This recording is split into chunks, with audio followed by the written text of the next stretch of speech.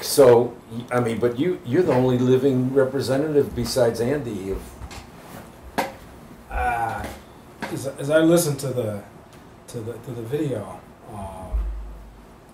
from my perspective, what was significant about your going in there, dealing with those Springfield empty spaces. Number one, you went in with the assumption that growth is possible. Now, that could be said, oh, that's something we're just taking for granted, obviously, but I don't think we should downplay the importance of that. that's That absolutely one, right. you went in Yeah.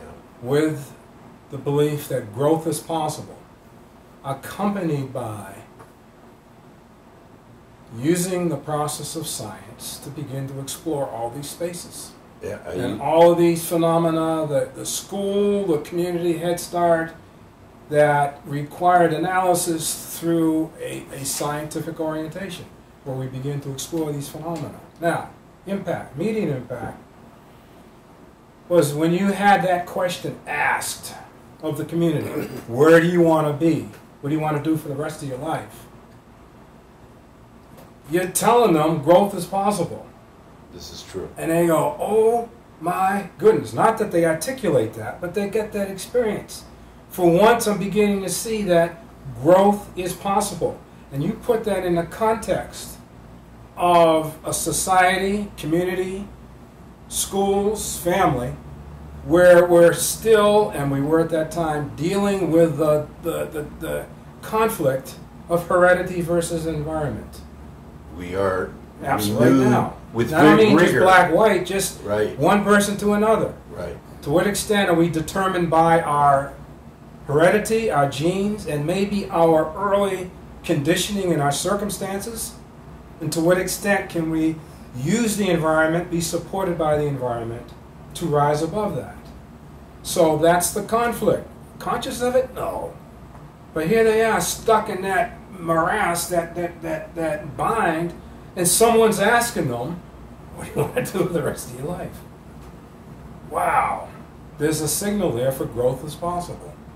So I contend I want to reward that. that is the first thing I did. most powerful in which you Yeah, no, I have profound belief. You know that from Yeah.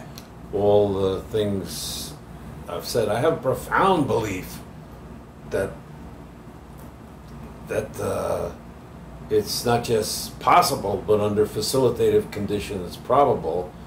And the first thing I did with the kids, remember, we got the kids that were falling out of junior high school, and I said, "Gee, I don't know. We don't have a teacher, an exemplary teacher, but Dave Berenson knows content, and Andy is a motivator. I'm gonna put the two of them together, and we got 2.5 years growth in 6 months in English and in math.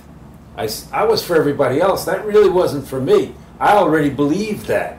Well, the thing that illustrates for me is that you go in with growth as the hypothetical construct about which there's so much for us to learn. We don't know what growth really involves, what the possibilities are, the boundaries. So you find yourself free to create these deliveries, these experiences for people. We don't know what growth is.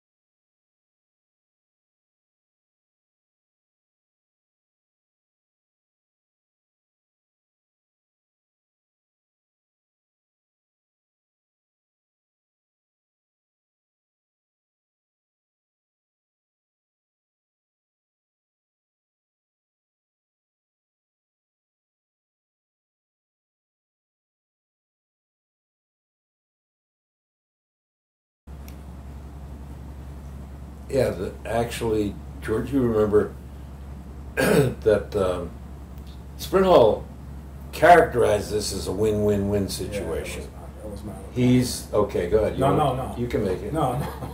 Just confirming. He what you're saying. characterized it as a win-win-win situation, which you know is agreeable for most of us. He's saying, "Hey, the corporations win, the community wins, and naturally I win." That's Dick's vision of the universe. AIC, the college won. So he's saying it's an ideal situation, a win-win-win. And we couldn't pull this off unless we changed our thinking to grow, grow, grow, which meant not just growing these people beyond anything they ever conceived of, but also growing the corporations to start interviewing them for jobs that where they saw them as the enemy stalking their employees. You know, by the time we were done, our guys were winning the jobs on interviews because we didn't have a clear path into getting those jobs. We just skilled them in interviewing, took their IPS and skilled them in interviewing. They won the jobs, and so we had to grow the community, we had to grow the corporation, and we had to grow the rest of town, the other parts that fit into this picture. Yeah, and through that growth, benefits emerge. Benefits of the parties involved. No, I think you take me back to the basics there. Yeah, I think that's why Sprint Hall got me. Is I had this profound belief. Probably had discussions with him that, you know, I had a course in intelligence from Dick, and I understood the G factor of intelligence, which I don't get into all these individualized intelligence.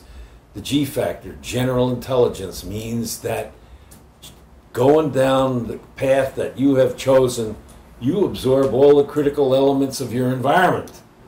So you know everything you need to know to be successful in this chosen path. That's the G factor, basically. And